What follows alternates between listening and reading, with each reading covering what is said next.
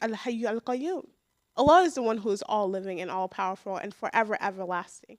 Not these humans that we have here that are doing a terrible job at their one job. And so it's important for us, taking the advice of Yaqub alayhi salam, to not lose hope in Allah, because when we lose hope in Allah, we then resemble disbelievers and we're not disbelievers. So we go on from there, and the sons, they then return and they go back to Yusuf. And it says, فَلَمَّا دَخَلُوا عَلَيْهِ, when they entered and they went to Yusuf alayhi salam, قَالُوا يَا أَيُّهَا الْعَزِيزِ. They then went and they talked to him in the name of his title. So they called him the Aziz because he was the one who was distributing the food. And they say, Masana wa ahlana durru, that difficulty has touched us in our family and we've fallen upon hard times. وَجِئْنَا بِضَاعَةٍ مُزْجَاةٍ فَأَوْفِي لَنَا الْكَيْلَ وَتَصَدَّقَ عَلَيْنَا. So they said, so please, we have come to you with things that are, like, in order for us, what we need to pay you is not a lot. We don't even have good things to exchange, right? And what that means is, for instance, if someone comes and they go to a different country to exchange money, whenever you go to a different country to exchange money, they tell you, we want your new dollars, right? They don't want the old dollars. So what they came with was like goods, random merchandise to be able to exchange for some more food. But they're saying that we don't even have the best things. We actually have a lot of counterfeit money. We have a lot of things we scraped along the way. But what can you do to give us the measure? وَتَصَدَّقَ عَلَيْنَا. And just be charitable to us. And the nature of charity is that it's something somebody does not have to give you. So give us a measure that you don't even have to give us. إِنَّ اللَّهَ يَجْزِي الْمُتَصَدِّقِينَ. Why? Because Allah subhanahu wa ta'ala rewards those who are charitable, who give to others. So the response that they get is Yusuf alayhi salam then respond to them and said, قَالَ هَلْ أَلِمْتُمْ مَا فَعَلْتُمْ بِيُوسُف. He doesn't answer their question of giving them something. He says, do you guys know what you did to Yusuf? Okay? أَخِيهِ وَأَخِيهِ, and his brother. إِذْ أَنْتُمْ جَاهِلُونَ, when you were in a time of ignorance. Okay, do you know what you did to Yusuf and his brother when you were in a time of ignorance? Now, remember way back when Yusuf alayhi salam says, one of you guys stole something? One of you guys, he didn't tell them they stole. He says, one of you guys has something that belongs to the king, and then they find it in Binyamin's stuff. And then he says, well, this must be the one who took it, because according to what you guys said, whoever we find it in the belonging of is the one who took it, so we should keep that person. And then they said, well, he didn't get that from our side of the family. He got it from Yusuf. His brother was a stealer before. That's what they said. His brother was a thief before. He used to do this. You remember way back when?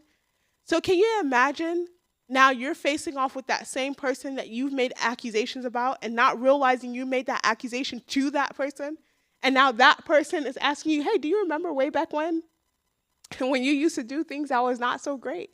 But brothers were always brothers. Siblings were always siblings. This response that Yusuf alayhi salam gives them is a very sibling response. Oh, you want something from me now, but you remember back in the day what happened? But they don't realize who they're talking to. But Allah subhanahu wa ta'ala told Yusuf alayhi salam when he was in the well, he said to Yusuf alayhi salam, don't worry. Why? Because there's going to come a time where you're going to meet them again and they're not even going to know who they're talking to. They're not going to know the situation. And Allah subhanahu wa ta'ala doesn't even say like they won't know it. He says they won't even perceive it. Like they won't even pick up on the hints that are around them. And so Yusuf alayhi salam says, هَلْ عَلِمْتُمْ مَا فَعَلْتُمْ بِيُوسُف وَأَخِيهِ إِذْ أَنْتُمْ جَاهِلُونَ. And then he says to them, when you guys were in the time of ignorance, which kind of like, it's nice. It's kind. Because he's not holding them to what they did. Right? And it's important because people grow. And people make terrible decisions. And they do terrible things in heightened emotion. The brothers of Yusuf alayhi salam were in immense levels of jealousy. And the nature of hasad is that it makes what is illogical logical. All of a sudden, you've convinced yourself that this is the way to deal with X, Y, and Z situation. When truly that's not the case. All of a sudden, you've convinced yourself that this person's life revolves around you. When truly that's not the case. But that's what heightened emotion does. It makes a person really believe something that's not true. And it's even in good things. Like when people are very, very happy, it's as if they never experienced difficulty before. But that is also a quality of Jannah. When people go to Jannah and they're asked, have you ever went through life? Has it ever been difficult? Have you ever suffered trial and tribulation? In Jannah, they're going to be like, what is that? I don't even know. What? I was stressed about what? Never. I don't even know what the word stress means. And may Allah give us all Jannah to Firdaus. But that's the nature of heightened emotion. And when a person is really sad and life is very difficult, it's as if they've never experienced happiness before. This is why gratitude is very important. Shukr reminds you that even in the thick of difficulty, of hardship, of trial and tribulation, there's still something to be grateful for.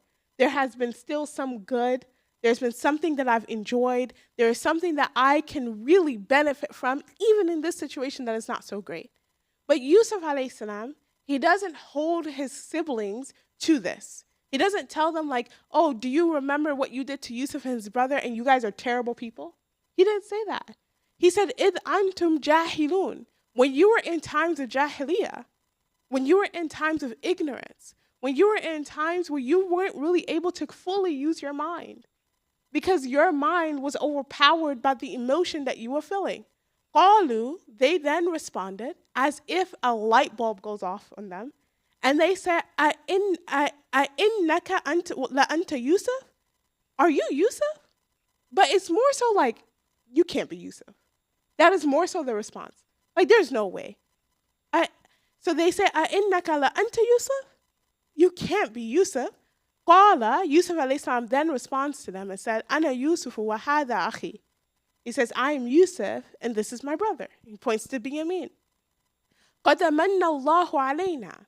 And then he says, surely Allah has favored us. He has bestowed favor upon us. Innahu man yattaki wa yasbir fa inna Allah la yudi'u ajra al-muhsinin. And know that the one who fears Allah, who has this God consciousness and this awareness of God, right? God consciousness and awareness of Allah, the reason why taqwa gives the understanding of fear is not necessarily being scared, right? Scared is like, guys, I do my jump scare all the time, right? Khawf, that's like being scared. But taqwa is like awareness. It is to know that Allah subhanahu wa ta'ala's punishment is real, but to also know that Allah subhanahu wa ta'ala's power is real as well. And Allah subhanahu wa ta'ala's compassion is real and His rahmah is real. But also knowing that Allah will be there for you and Allah will take care of you. And when Allah subhanahu wa ta'ala gives you a command to do something, as illogical as it may seem, you know that following Allah subhanahu wa ta'ala's command will bring barakah. It will give you way more than what you thought was the logical way. When you think of the story of like a Talut and Jalut, you have a portion in Surah Al-Baqarah where Allah subhanahu wa ta'ala is telling that they give the command to Banu Israel because they're following, they're trying to go and they're trying to fight David and Goliath, the whole thing. We're not going to go through that story. But we'll go through one part of it. And the narration, it talks about how it's like a hot day. They're going to face off with Jalut. And it's very hot. And then Talut, which is the one who's like leading this army against Goliath, is telling them, we're going to come across a river. When we come across this river, nobody drink from it. Don't drink from it. Why? Because this is what God has demanded. Now, in the case that you feel like you're so thirsty and you won't be able to survive, then drink a little bit. And a little bit means a handful. Okay? If people drink from it till they're full from this river, you're not from us. If you don't drink from it and you drink just a little bit, you're from us. That is the pure line of it. Now, for us, we're people, we're human, it's hot. You think, drink more water. You won't need no more water later. Might as well drink till you're full so that you can fight later. So that was allegedly their claim. They get there. Some people follow directions. They drink very little. A majority of them drink a lot. Now it's time to face off against Goliath.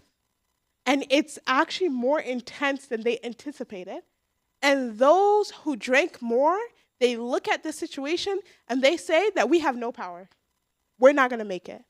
But those who drank a little, they say how many nations have come before that have been very little in number, and they have been the one to win. What makes us think that we want to be a part of the people who won't win? You don't develop trust in Allah by means of big moments in your life. You develop the trust in Allah first by the small things. When you can follow directions in the little things that God tells you to follow directions in, when bigger things come in life, you're just calling upon muscle memory at that point. It's not even as difficult as like lifting up a weight. No one goes into the gym and automatically starts benching 100. Nobody should be benching 100 and something in here, okay?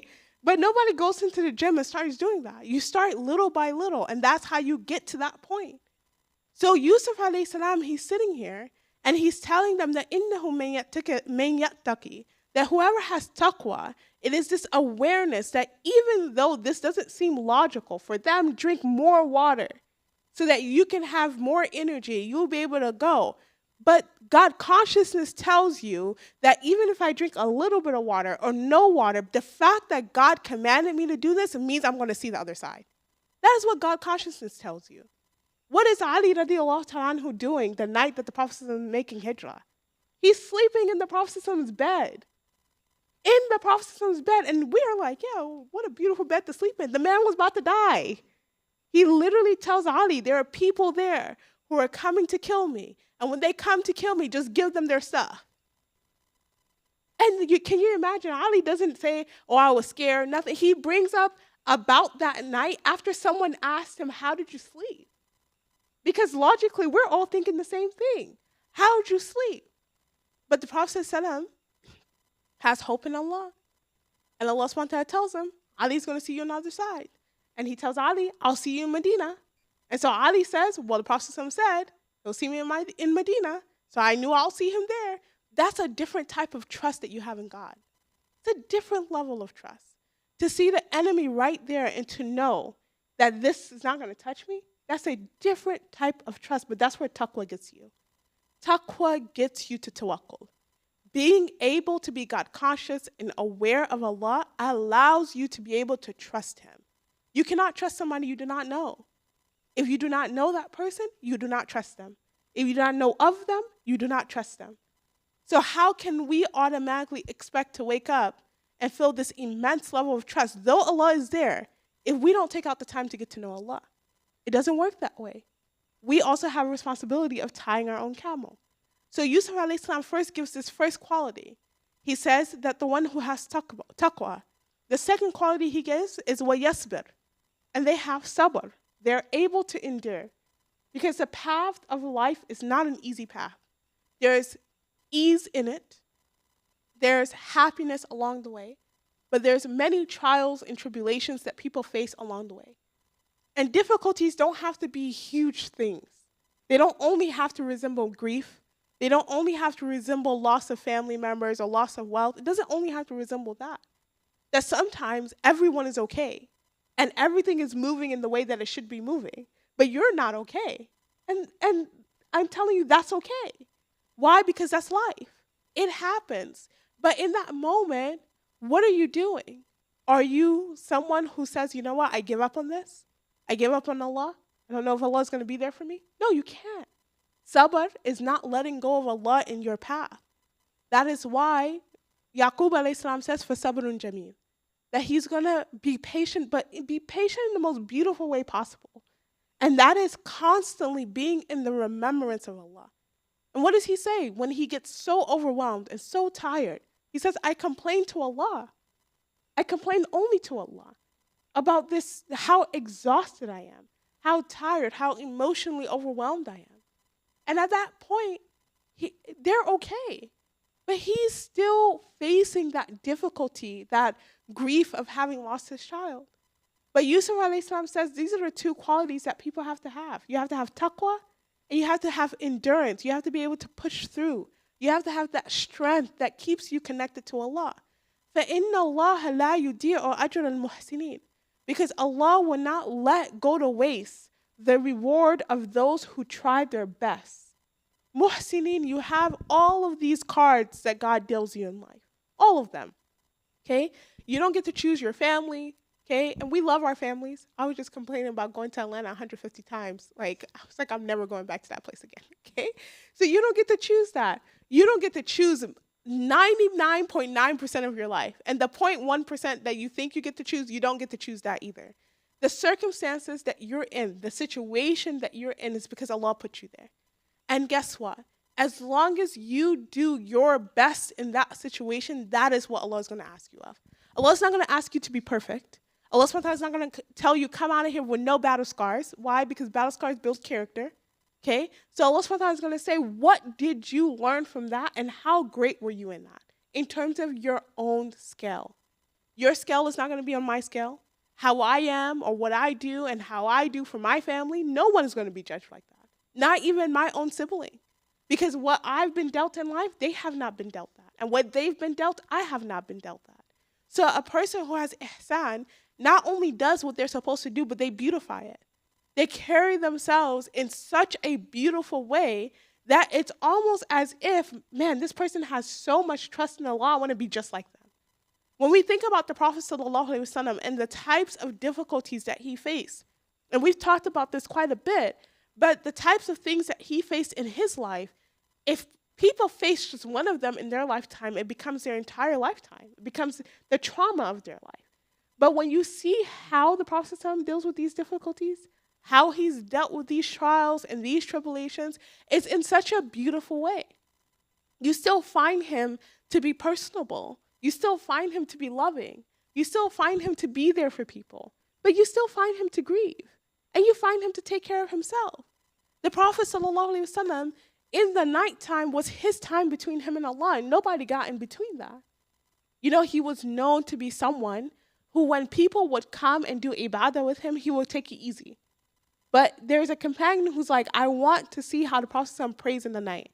The Prophet ﷺ says, this is between me and God. This is my time with God. So I'm not going to change my schedule for you. It's like, I got this. Okay? He did not have it. He did not. He goes, he stands with the Prophet ﷺ to pray, and he's narrating that the Prophet ﷺ stood for so long that he would, like, his legs were shaking, like the man, the companion. He's like, I wanted to go down, but I, like, to feel embarrassed. Like, I'm waiting for him. And then his ruku was longer than his standing. And then the sajda was even longer. You know, like, he's like, the prayer was so, I never did it again. But what does that show us? The Prophet ﷺ had his time. Because we always talk about pouring into our cup, okay? And I'm going to come for our little take care of yourself girlies, just a little bit, okay? Self-care girlies, just a little bit. Because we'll spend thousands and thousands and thousands of dollars to feel better, not knowing that what we really need to feel better is just some time between us and Allah. Thousands of dollars we'll pour into it. Spa here, this there here. I believe in girls' trips, okay? Girls' trips here, blah, blah, come to Costa Rica. Clothes trips here, doing this, doing that, right? Thousands and thousands of dollars. When really, really, ultimately, honest to God, what we need is to carve out time to develop a true and honest relationship between us and Allah. We need that time. Every single time difficulty arises, what does the Prophet do? He has a conversation with God, not just salah. He has a conversation with Allah. And every single time you find these big moments in the life of the Prophet ﷺ. You find Ta'if, you have the Battle of Badr, you have the Battle of Uhud, you have the Battle of the Trench, you have the delegations, you have the hypocrites turning against the Muslims. You find these big moments, you don't find the same dua. You don't find it. Why? Because dua is a conversation. Dua is a conversation. Musa alayhi salam, every time he's sitting outside Madian, he's there by himself, trying to figure out where do I go, is lost. You find one dua, right? He goes, now he's in the desert, he's by himself, he's moved away from his family. It's like a very interesting situation, dua, but different dua. You find different duas that they're making. Why? Because these are conversations that they're having with Allah. They're recognizing that Allah subhanahu wa ta'ala is the one who's going to help them through it. And that is how they're able to do ihsan to their day-to-day. They're doing ihsan not by their own ability, by the ability that Allah subhanahu wa ta'ala gives them. We put so much pressure on ourselves to be perfect when that's not even what God is asking from you. right? You try so hard to be perfect, you break things. That's just the reality of it. When you want everything to be a certain way, you're annoying. It's just you become nagging and this and that, and like nobody wants to be around. That's just the reality. But when you say it is what it is, this is what I can do, but you make sure that you're beautiful in that moment, in how you talk and how you interact and how you take care of it, guess what? No one has anything to say. Why? Because you are trusting Allah. You're trusting God. You're doing the best with what Allah has given you. And so the response to that is that فَإِنَّ اللَّهَ لَا يُضِيعُ أَجْرَ الْمُحْسِنِينَ. Even if it seems like you only did a little bit, even if it seems like it's only a drop of water in the ocean, then guess what? There's not a single good deed, a single reward, a single effort that a Muslim, a person who has ihsan puts forward that Allah subhanahu wa ta'ala lets go to waste. He will not let it go to waste. And perhaps maybe you're not seeing the benefit of it right now, but that's actually better because you see the reward of it in the hereafter. And what better place to get reward than some place that is everlasting, that will never end. This world is temporary. So to reap everything we sow here, Abdurrahman bin Auf says it best. To reap everything you sow here is not what you want. He's literally crying, eating food, because the food it comes out in what he prefers. In what he prefers. Like, we have preferences. So many of them. But he's seeing the food and what he prefers, and he says, I'm afraid that all the good deeds I put forward, I'm getting them here. When the likes of me, like Mus'ab bin Umair and Hamza radiallahu ta'ala anhu, is in the hereafter reaping the good that they've done. And that's where I want to be. But you cannot be ready to meet Allah until you tell yourself, I'm ready to meet Allah. And you're not ready to meet somebody you don't know. That's just the reality of it. So how are you going to be there? Okay, Allah, this is what you gave me. This is the best I can do. And then reminding yourself that Allah will not leave me empty-handed. Then, قالوا, they then said, تَاللَّهِ لَقَدْ آثَرَكَ اللَّهُ عَلَيْنَا. They said that we swear by Allah that Allah has certainly preferred you over us. وَإِن كُنَّا لَخَاطِئِينَ. And we have been those who have done wrong and we have made mistakes. And they just kind of own up to their situation, right? They say, you know what? This is why you were favored. You know, you see something on the surface, it doesn't make a lot of sense. Sometimes, because this is where jealousy is. Someone gets something you've been praying for. Somebody has something you've been looking at. Somebody has a life that you want. And you're thinking to yourself, why did they get this? Why did they get that? Why did they get You don't know the day-to-day. You don't know the in and out. For the brothers of Yusuf, they're like, our dad's spending so much time with him. And now, they see the responsibility that Yusuf alayhi salam has. They have one job. Come to the city, get the food, take your brother back home. They can't even do that. How do they think they're going to run a whole city? They don't have that capability. And it's okay. Everyone has a job to play, a role in life. Play your role. Oh, people are like, oh, elevate, da, da, da, da. Everybody should be an entrepreneur. No. No. Some people like take direction. It's really not that hard. Because when you know the role you're supposed to play in life, you play it well. But when you're so busy counting somebody else's plate, when Allah asks you about what was on your plate, what are you going to say? I was doing so-and-so's job? Allah does not care. He didn't ask you to do that. So they're here and they're seeing this. They're seeing Yusuf alayhi salam still be fair to them, knowing what they did to him, knowing that. He knows what they did to him. And his brothers come to him for food. And he was still more than fair to them. More than fair. Knowing that they tried to kill him. And he was fair to them. Why? Because when you live by the rules of Allah, it does not matter what somebody did to you. When you live by the boundaries that God has placed there, you know that on the day of judgment, I will be asked about what I did, not about what somebody else did to me. And they're looking at this, and they're thinking to themselves, we don't know we could live up to that. We just don't know. So they say, surely you have been the one who's the chosen one. You're the one who Allah has put favor on. وَإِن كُنَّا لَخَاطِئِينَ. And we were people who made mistakes. We were sinners. We did the wrong thing. And then Yusuf alayhi salam says something so beautiful. And we'll talk a little bit about Fatima Mecca, the conquest of Mecca. But Yusuf alayhi salam then said to them, قَالَ لَا تَتْرِيبَ عَلَيْكُمُ الْيَوْمِ. He says, there's no blame for you on this day. As in like water under the bridge. He tells them, it's all good. We don't have to rehash the past. يَغْفِرُ اللَّهُ لَكُمْ. That may Allah forgive you all. وَهُوَ أَرْحَمُ الرَّاحِمِينَ. And He is the one who's the most merciful of the merciful. Think about mercy and know that Allah is even more merciful than that.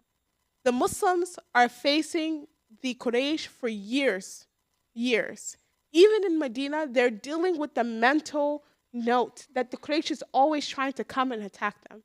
And it's important that we understand the type of torture that the Muslims went through. It wasn't just like taunting, even though that's bad enough. Excuse me. It wasn't just being annoying. It wasn't just those things. It wasn't just trade. It wasn't just those things. It was immense levels of torture. You have Sumayya radiallahu ta'ala anha. The Prophet was walking by the family of Yasser. Right now, us currently, we're seeing things happening around the world and we feel like our hands are tied. We feel like there's nothing we can do. We try to send money for aid, it gets blocked. We're trying our best, but we are just stuck. And perhaps we feel like dua is the only thing. Dua is powerful. It's very powerful, right? But the Prophet, can you imagine? He's walking past the family of Ammar. He's walking past Sumayya and Yasser and Ammar, and they're tied to these pillars, and it's hot. And it's not like wooden pillars. That would be bad enough. But they're like metal rods in the middle of the summer in the desert.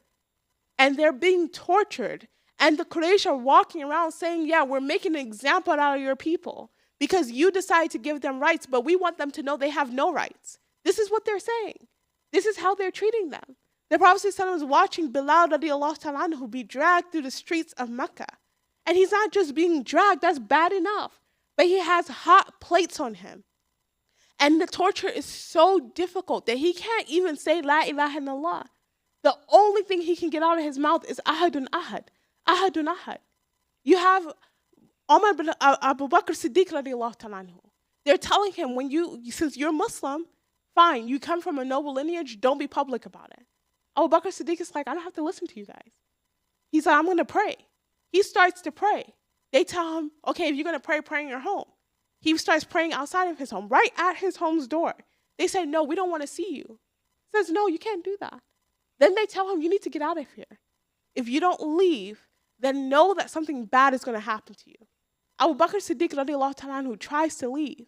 They find him on the journey and they beat him into a coma. And he wakes up. And the first thing he asked about is the Prophet.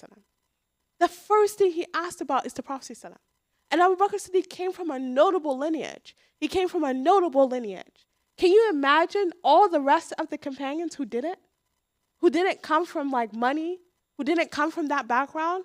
Khabbab bin Arad had scars on his back to the point that in Medina, Umar bin Khattab radiallahu ta'ala anhu, he's sitting down.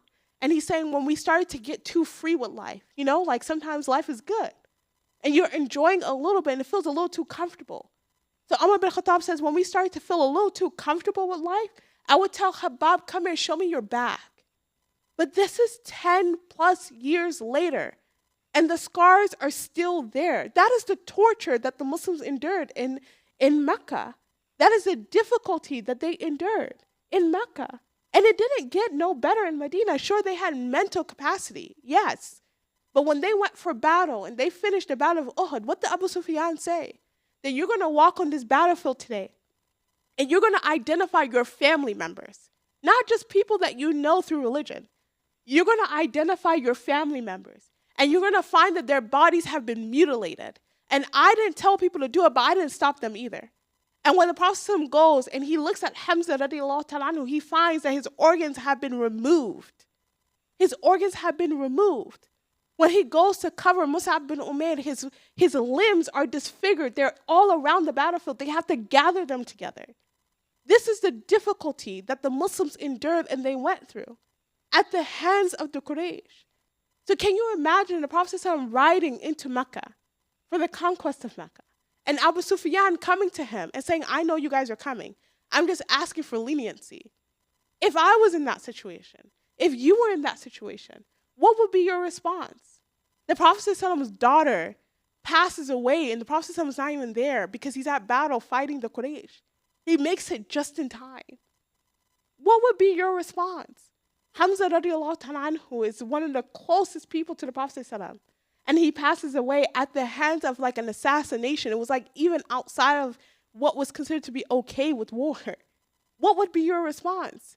Mus'ab bin Umair was the one who single-handedly had 120 people, over 120 people enter into Islam without having seen the face of the Prophet ﷺ. And he's there on the battlefield at the hands of the Quraysh. What would be your response? What would be your response? Would you be able to be lenient? Would you be able to be merciful? We don't know. But the Prophet ﷺ enters into Mecca with his head down, on his sword. And when he gets inside of Mecca and he makes his first talk, he says to them, Alhamdulillah alladhi sadaqa wa'da. He says, all praise is due to the one who deserves praise. And all praise is due to Allah who has fulfilled his promise. His promise was truly true. Wa nasara abda. And he helped his servant. He doesn't say he helped the one who should be on top. He doesn't say he helped those who have victory. He says, Nasara Abda. He helped his servant. And then he says, وَحَزَمَ الْأَحْزَابَ وَحْدَ. And he granted this victory to allow for this army to be the ones to win. And then he says to the people, مَاذَا تَدُنُّونَ يَا مَعَاشَرَ قُرَيْشِ. What do you think I'm going to do to you today, O Quraysh? And they responded and they said, خير. We think you're going to be good. Why? أخ كريم وابن أخ كريم وقد قدرت.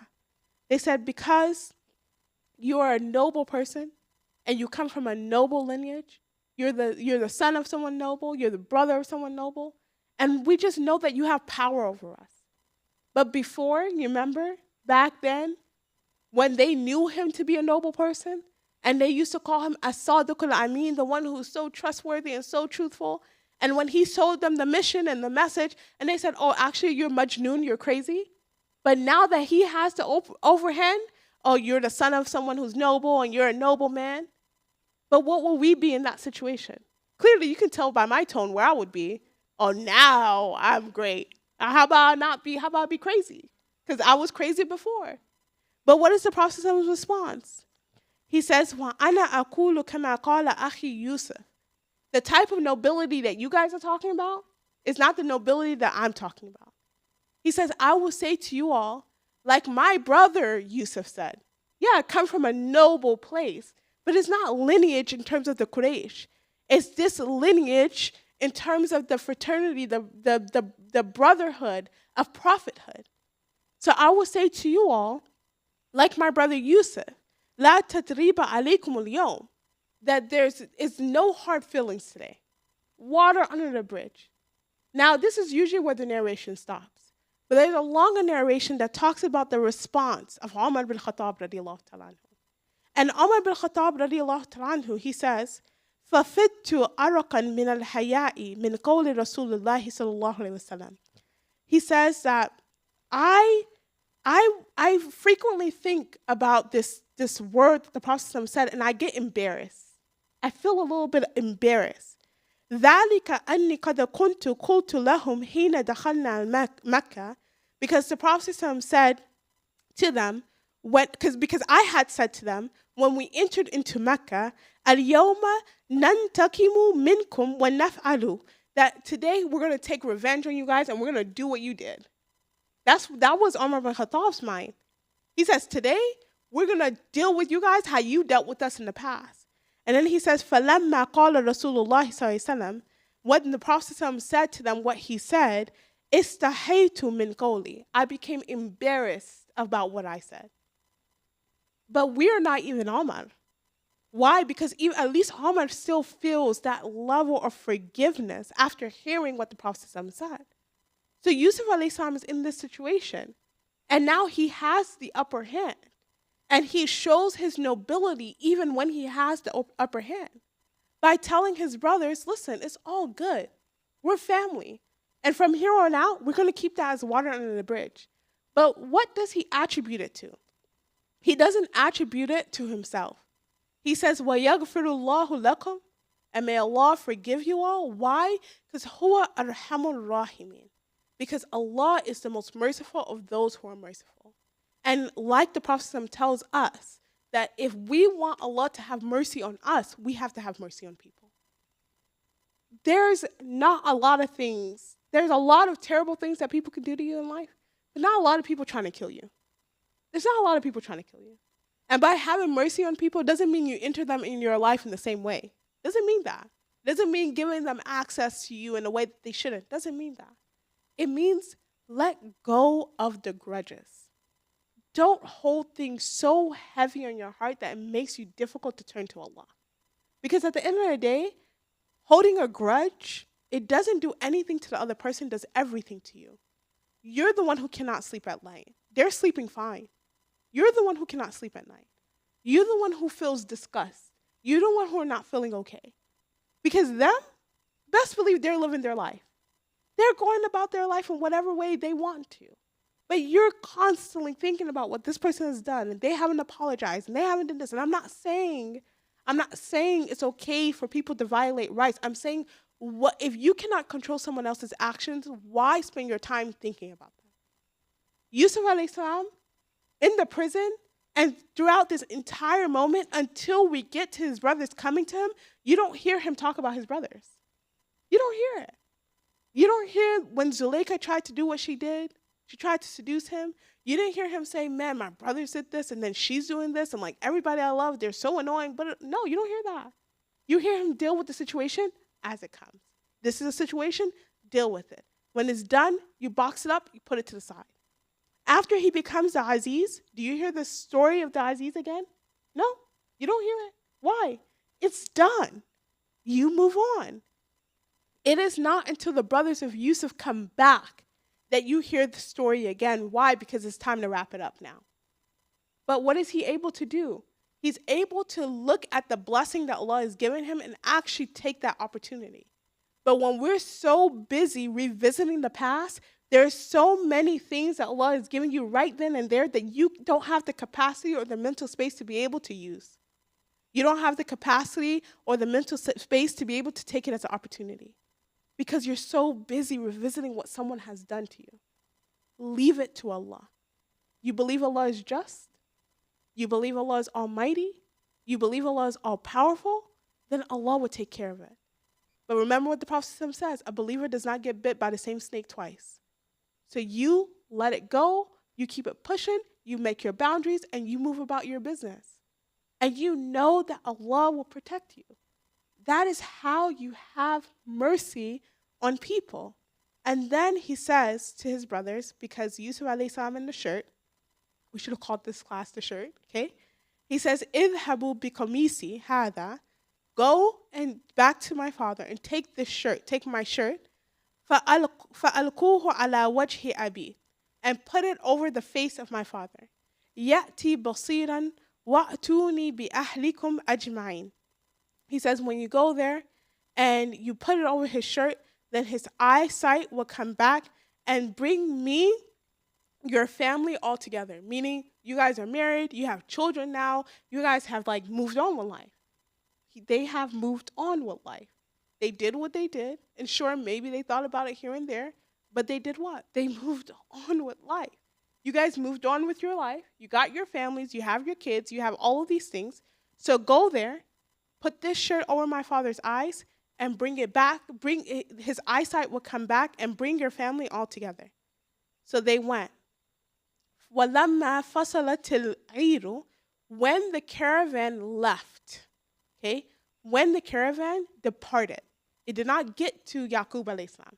When the caravan left, it left Egypt, and it was on its way. قَالَ أَبُوهُمْ, Yaqub alayhi salam then said, إِنِّي لَأَجِدُ رِيحَ يُوسف.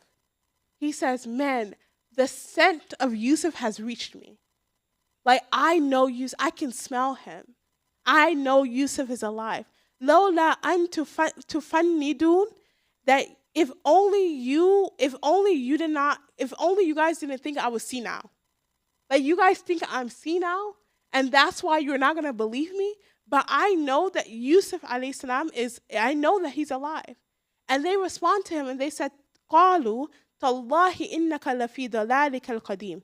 They said, we swear by Allah that you're old and senile. Like, you're old and you're wrong. You're in your own type of wrong. They didn't just say you're in dalal, like you're in wrong. They're like, you're in a special boat of being wrong.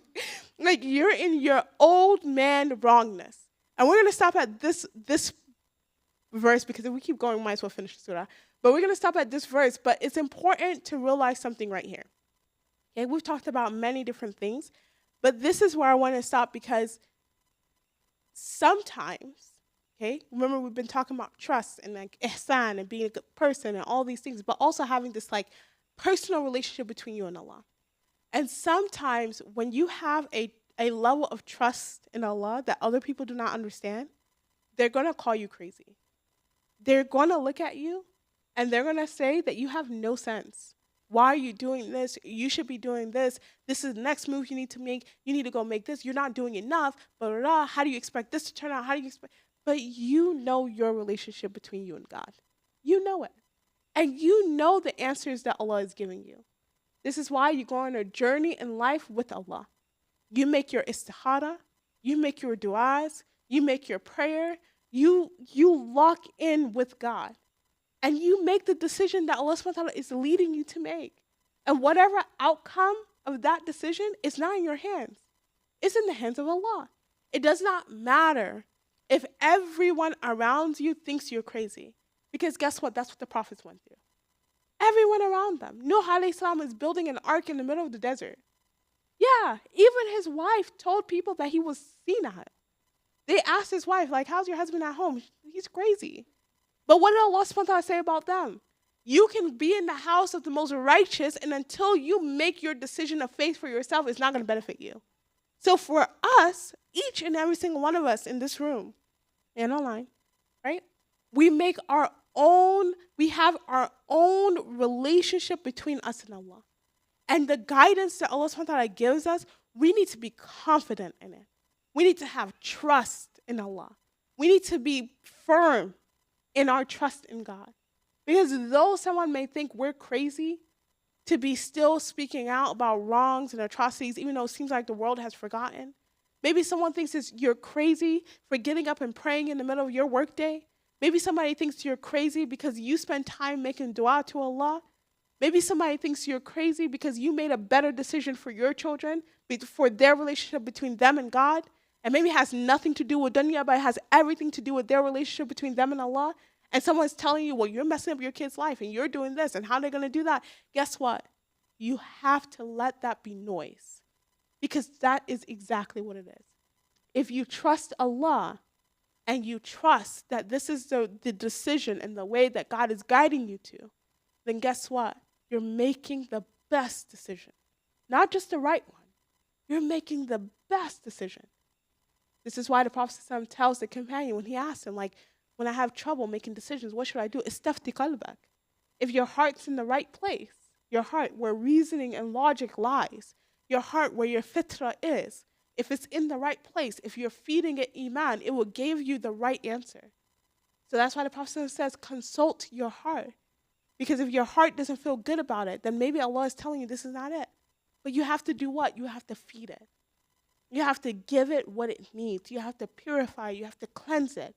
And you have to make sure that you are embedding within it that God consciousness and that awareness of Allah. So I pray that Allah subhanahu wa ta'ala allows us to benefit from everything that we heard here today. I pray that Allah subhanahu wa ta'ala forgives us of our shortcomings. That Allah subhanahu wa ta'ala allows us to be people who have a close relationship with Him. I pray that Allah subhanahu wa ta'ala allows us to gather in the gathering much better than this. That Allah subhanahu wa ta'ala allows us to be people who are always on the right side of history. That Allah subhanahu wa ta'ala allows us to be people who are a part of the saving of our brothers and sisters around the world. And that Allah subhanahu wa ta'ala allows us to drink from the blessed hands of the Prophet Muhammad sallallahu alaihi wasallam. Subhanaka Allahumma bihamdika. Nashhadu an la ilaha illa anta nastaghfiruka wa natubu ilayk. Jazakallahu khairan. Assalamu alaikum.